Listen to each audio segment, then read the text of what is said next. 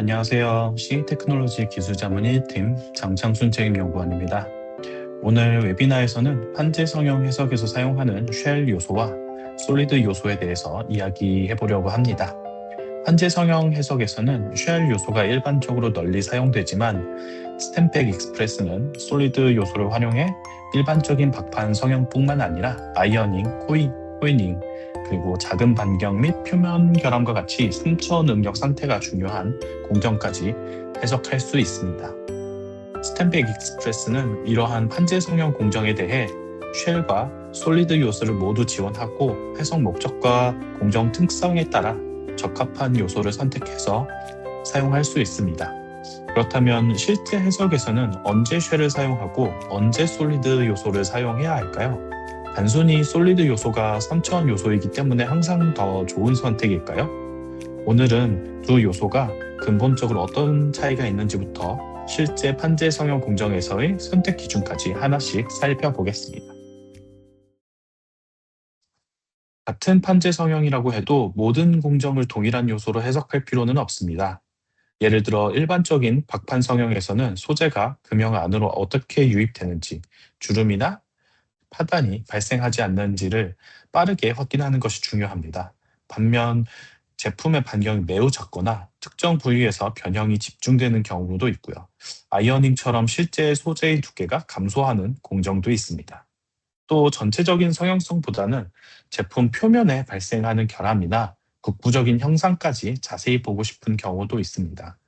이런 각각의 경우에 필요한 해석 정보가 다르기 때문에 요소 선택도 달라질 수 있습니다.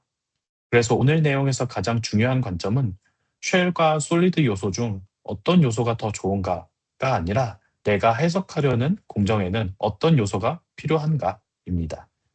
이 기준을 가지고 하나씩 살펴보겠습니다. 먼저 가장 기본적인 차이부터 보겠습니다. 왼쪽이 쉘 요소이고 오른쪽이 솔리드 요소입니다. 쉘 요소는 판재의 미드 서피스, 즉 중간면을 기준으로 모델링하고 실제 판재의 두께는 요소의 정보로 부여합니다. 그래서 화면상으로는 면으로 표현되지만 실제 판재의 두께 정보를 가지고 계산하게 됩니다. 그리고 쉘 요소는 기본적으로 평면 응력 상태를 기반으로 해서 두께 방향의 응력은 고려하지 않습니다. 반면 솔리드 요소는 오른쪽 그림처럼 실제 판재의 최적을 3차원 요소로 모델링합니다. 따라서 두께 방향으로도 실제 요소가 존재하고 두께 방향의 응력이나 변형까지 평가할 수 있습니다. 쉽게 기억하시면 쉘 요소는 판재를 면 플러스 면과 두께 정보로 표현하고 솔리드는 판재를 실제 3차원 최적으로 표현한다. 이 차이가 가장 기본적인 출발점입니다. 먼저 쉘 요소의 강점을 살펴보겠습니다. 쉘 요소의 가장 큰 장점은 빠르게 전체적인 성형 거동을 파악할 수 있다는 것입니다. 일반적인 박판 성형이나 제품의 반경이 판재 두께에 비해 충분히 큰 경우에는 쉘 요소를 이용해서 효율적으로 해석할 수 있습니다. 예를 들어 소재가 금형 내부로 어떻게 유입되는지, 어, 어느 위치에서 주름이나 파단 가능성이 있는지 등을 확인할 수 있습니다. 특히 실제 금형 설계 단계에서는 한 번의 해석으로 끝나는 것이 아니라 블랭크 형상이나 드로우 비드, 금형 형상 등을 변경해 가면서 여러 번 계산하게 됩니다. 이런 반복적인 공정 검토에서는 계산 시간도 굉장히 중요한 요소입니다. 따라서 공정 초기 단계에서 전체적인 성형성을 빠르게 판단하는 목적이라면 쉘 요소가 굉장히 효율적인 선택이라고 볼 수 있습니다. 반대로 판재의 두께 방향 거동이 중요해지기 시작하면 솔리드 요소의 필요성이 커집니다. 예를 들어 제품의 반경이 굉장히 작거나 후판을 성형하는 경우가 있습니다. 또 아이어닝이나 코이닝처럼 실제 소재의 두께 방향 압축이 발생하는 공정도 있고요. 화면의 사진처럼 작은 반경 부분에서 크랙이나 표면 결함이 발생하는 경우에는 해당 위치의 국부적인 변형 상태를 자세히 확인해야 할 수도 있습니다. 이런 경우에는 소재를 실제 3차원 최적으로 표현하는 솔리드 요소가 유리합니다. 여기서 중요한 것은 솔리드 요소가 단순히 메쉬가 더 촘촘해서 정확한 것이 아니라는 점입니다. 솔리드 요소는 이제 솔리드 요소를 사용하는 가장 큰 중요한 이유는 실제 두께 방향으로 요소가 존재하고 그 방향의 응력과 변형을 포함한 3차원 거동을 계산할 수 있기 때문입니다. 그래서 쉘과 솔리드의 가장 중요한 차이를 한 가지로 정리하면 결국 두께 방향이라고 볼 수 있습니다. 쉘은 실제 두께 방향으로 메쉬를 생성하지 않고 판재 두께를 요소의 속성으로 정의합니다. 그리고 평면 응력 상태를 기반으로 계산하게 됩니다. 여기서 판재의 면내 방향의 응력을 시그마 1, 2라고 하고 두께의 방향을 시그마 3라고 하면 쉘에서는 두께 방향의 응력인 시그마 3를 거의 0으로 보는 것입니다. 반면 솔리드에서는 두께 방향으로 실제 요소가 존재합니다. 따라서 시그마 1, 시그마 2뿐만 아니라 시그마 3까지 포함한 3차원 응력 상태를 계산하게 됩니다. 일반적인 박판 성형처럼 두께 방향 거동이 크지 않은 경우에는 쉘 요소의 이러한 가정이 매우 효율적입니다. 하지만 두께 방향으로 압축이 발생하거나 국부적인 3차원 변형이 커지면 솔리드 요소가 갖고 있는 이 장점이 나타나게 됩니다. 그래서 두께 방향 거동이 중요해질수록 솔리드 요소의 필요성이 증가하게 됩니다. 이 부분을 기억해 두시면 뒤의 내용이 훨씬 쉽게 이해되실 겁니다. 그러면 실제 제품에서는 어떤 차이가 나타나는지 보겠습니다. 여기에 실제 성형품과 쉘 솔리드 요소를 이용해서 계산한 결과가 있습니다. 전체적인 제품 형상만 보면 두 해석 결과가 상당히 비슷해 보입니다. 그래서 전체적인 소재 유입이나 제품 형상을 확인하는 목적이라면 쉘로도 충분한 경우가 많습니다. 하지만 사진과 같이 모서리에서 국부적으로 변형이 집중되는 형상은 쉘과 솔리드의 차이가 나타날 수밖에 없습니다. 솔리드는 실제 두께를 가진 3차원체적으로 모델링하기 때문에 이런 영역에서 두께 방향 변형이나 국부적인 형상을 보다 직접적으로 표현할 수 있습니다. 결국 전체적인 형상이 비슷하다는 것만 보고 요소를 판단하기보다는 우리가 실제로 확인하고 싶은 위치와 현상이 무엇인지를 기준으로 판단하는 것이 중요합니다. 그 차이가 커질 수 있는 대표적인 경우가 바로 작은 반경 R값을 갖는 제품입니다. 여기서 T는 판재 두께고 R은 제품의 최소 반경입니다. 먼저 제품 최소 반경 R이 판재 두께 T에 비해 충분히 크다면 판재의 공유 변화가 상대적으로 완만하게 됩니다. 이런 경우에는 쉘 요소를 비교적 효과적으로 사용할 수 있습니다. 반대로 R값이 작아져서 판재 두께와 비슷한 수준이 되면 굽힘부의 내측과 외측의 변형 차이가 커지게 됩니다. 또한 금형과의 접촉이나 두께방의 응력의 영향도 중요해지게 됩니다. 따라서 T분의 R값이 작아질수록 국부적인 3차원 응력 상태가 중요해지고 솔리드 요소를 검토해야 할 필요성이 증가한다고 볼 수 있습니다. 이 개념이 뒤에서 요소를 선택할 때 중요한 기준 중 하나가 됩니다. 다음은 두께 방향 압축이 발생하는 대표적인 사례인 아이어닝 공정입니다. 일반적인 드로잉에서는 소재가 금형을 따라서 이동하면서 원하는 제품 형상을 만들어 갑니다. 이 과정에서는 전체적인 소재의 유입이나 면내 변형이 중요하기 때문에 쉘 요소로 효율적인 검토가 가능합니다. 반면 아이어닝 공정에서는 상황이 조금 다릅니다. 성형된 소재가 펀치와 다이 사이의 좁은 간극을 통과하면서 실제로 소재의 두께가 감소하게 됩니다. 즉 단순히 소재가 면내 방향으로 늘어나는 것이 아니라 두께 방향으로 강한 압축이 발생하게 됩니다. 이러한 두께 방향의 압축을 표현하려면 3차원 응력 상태를 계산할 수 있어야 합니다. 그래서 아이어닝처럼 실제 두께 감소가 발생하는 공정에서는 솔리드 요소가 필요합니다. 우측의 사례와 같이 쉘 요소를 사용한 경우에는 두께 방향 거동이 발생하는 3번 공정부터 솔리드 해석 결과와 달라지기 시작하고 4번 공정에서는 해석 신뢰도가 떨어지고 결과적으로 해석이 불가해지는 것을 볼 수 있습니다. 하지만 솔리드 요소는 두께 방향 요소를 통해 응력 변형률을 계산하여 두께 방향 거동을 표현하므로 해석을 끝까지 마무리할 수 있습니다. 다음은 스프링백입니다. 일반적인 박판 제품에서는 쉘 요소를 이용해서도 스프링백을 충분히 검토할 수 있습니다. 반면 작은 반경이 존재하거나 두께 방향의 거동이 중요한 제품에서는 솔리드 요소를 통해 검토할 수 있습니다. 스프링백에서 중요한 점은 성형이 끝난 이후 소재 내부에 남아있는 응력 상태입니다.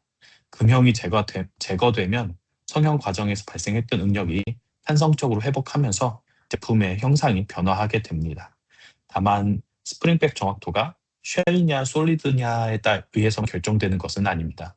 재료의 물성이나 경화 모델, 접촉과 마찰 조건, 메쉬, 그리고 이제 앞 단계에서 계산된 성형 이력 등 여러 가지 조건이 영향을 줍니다. 따라서 스프링백에서는 요소 선택과 함께 성형 단계의 응력 상태를 얼마나 적절하게 예측했는지도 중요하다고 볼 수 있습니다. 그리고 쉘과 솔리드 요소에서는 성형성을 평가하는 방법에도 차이가 있습니다. 먼저 쉘 요소에서는 플레인 스트레스 상태, 즉 이제 평면 응력 상태를 기반으로 메이저 스트레인과 마이너 스트레인을 이용한 FLC, 즉 포밍 리밋 커브를 이용합니다. 그리고 실제 해석 결과를 FLC 기준으로 평가한 것이 우리가 일반적으로 사용하는 FLD입니다. 반면 솔리드 요소는 앞에서 설명드린 것처럼 3차원 응력 상태를 가지고 있습니다. 그래서 스탬백에서는 트라이액실리티와 스트레인을 이용한 TFC와 TFD를 사용할 수 있습니다. 화면의 두 그래프를 비교해 보시면 차이가 좀 더 명확합니다. 쉘 요소에서의 FLC는 메이저 스트레인과 마이너 스트레인을 기준으로 하지만 솔리드의 TFC에서는 응력 3축도인 트라이액실리티와 트라이액실리티가 하나의 중요한 기준으로 들어갑니다.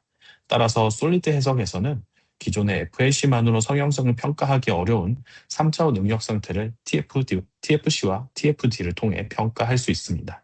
즉 요소가 달라지면 단순히 메쉬만 달라지는 것이 아니라 성형성을 바라보는 방법에도 차이가 생길 수 있습니다. 여기까지 들으시면 이제 그렇다면 처음부터 전부 솔리드로 해석하면 되는 거 아닌가 생각하실 수도 있습니다. 하지만 실제 업무에서는 계산 효율도 굉장히 중요합니다. 쉘 요소는 상대적으로 적은 요소 수로 모델을 구성할 수 있기 때문에 계산이 빠르고 반복적인 설계 검토에 유리합니다. 반면 솔리드 요소는 두께 방향으로도 실제 요소를 구성하기 때문에 요소 수와 계산량이 증가하게 됩니다. 대신 국부적인 변형이나 두께 방향 거동을 보다 자세히 확인할 수 있습니다.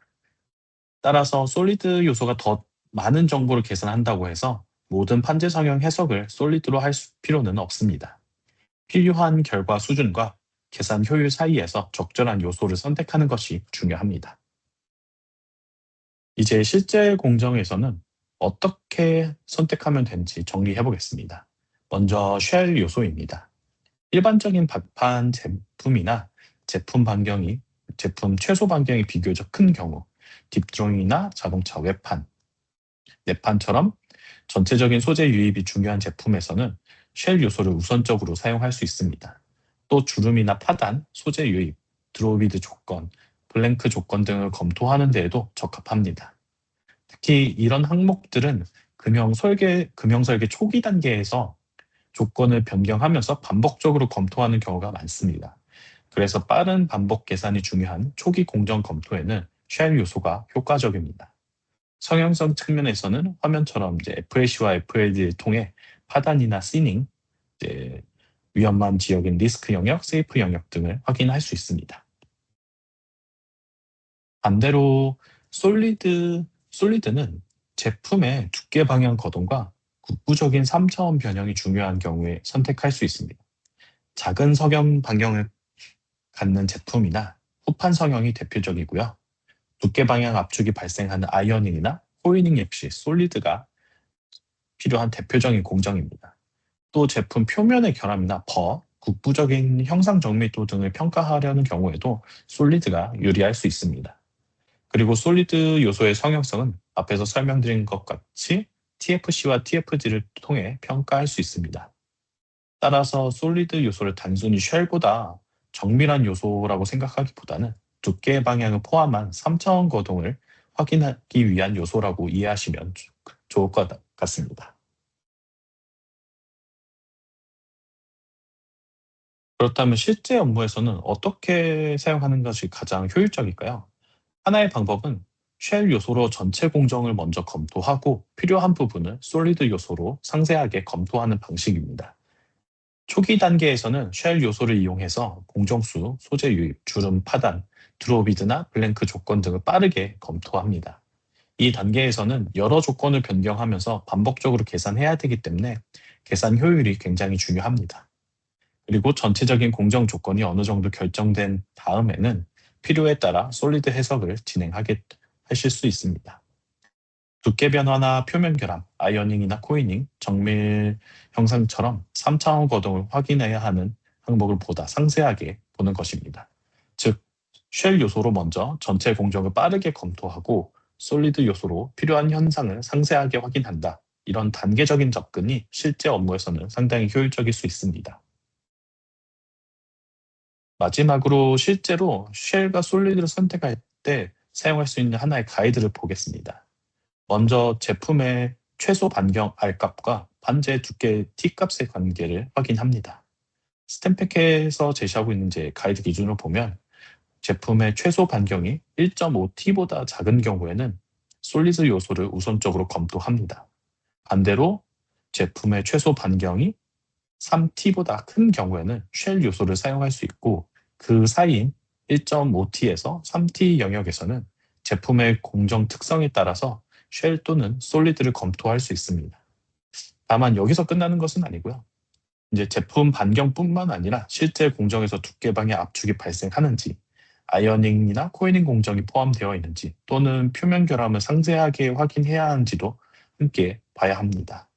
이러한 조건이 존재한다면 솔리드 요소를 선택하는 것이 적합합니다. 따라서 이 기준은 절대적인 하나의 숫자로 보기보다는 T보다 R값을 1차적인 판단 기준으로 사용하고 여기에 실제 공정의 변형 특성과 확인하고자 하는 결과를 추가적으로 고려해서 최종 요소를 결정한다. 이렇게 활용하시면 좋을 것 같습니다. 네, 마지막으로 오늘 내용을 4가지로 한번 정리해 보겠습니다. 첫 번째로 쉘 요소는 일반적인 박판 성형에서 빠르고 효율적인 공정 검토에 적합합니다. 두 번째, 솔리드 요소는 두께 방향 변형과 국부적인 3차원 거동을 분석하는 데 유리합니다. 세 번째, 작은 제품 반경, R값이나 아이어닝, 코이닝, 표면 결함처럼 두께 방향의 영향이 중요한 경우에는 솔리드 요소를 우선적으로 검토할 수 있습니다. 그리고 네 번째, 실제 업무에서는 처음부터 모든 공정을 솔리드 요소로 해석하기보다는 쉘 요소로 전체 공정을 검토하고 필요한 항목을 솔리드 요소로 상세 분석하는 전략을 활용할 수 있습니다. 결국 오늘 말씀드리고 싶은 핵심은 하나입니다. 해석 모델은 복잡할수록 좋은 것이 아니라 내가 확인하고자 하는 현상에 적합해야 합니다. 쉘 요소와 솔리드 요소 역시 이런 관점에서 선택하시면 됩니다. 네. 오늘은 판재 성형 해석에서 쉘과 솔리드 요소가 어떤 차이를 가지고 있고 실제 공정에서는 어떤 기준으로 선택할 수 있는지 살펴보았습니다. 오늘 설명드린 내용이 실제 해석 모델을 구성하거나 금형과 공정을 검토하실 때 도움이 되었으면 좋겠습니다. 이상으로 오늘 웨비나를 마치겠습니다. 감사합니다. 해석 조건, 요소 선택 결과, 검토 등 기술 상담이 필요하시다면 화면에 보이시는 이메일로 연락주세요.